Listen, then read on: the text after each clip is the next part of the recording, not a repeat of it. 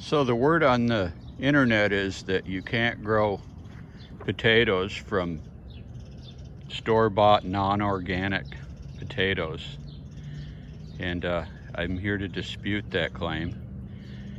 These were Yukon Gold potatoes that I bought at my local grocery store in Central Texas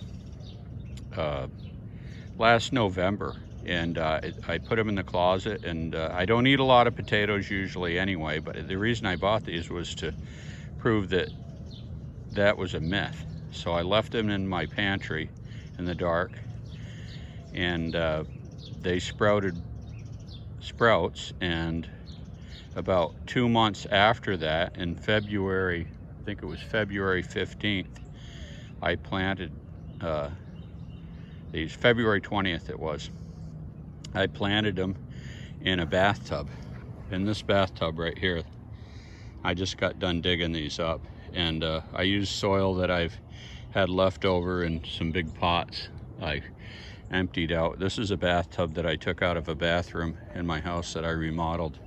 Just got done remodeling, and so I put some lava rocks in the bottom of it and filled it up with some pretty nice loose soil that I had, and fertilized it, and actually had some I buried some brassica leaves and stuff like that in there, and let those sit for a couple weeks before I planted the potatoes. And I planted 8 potatoes in here.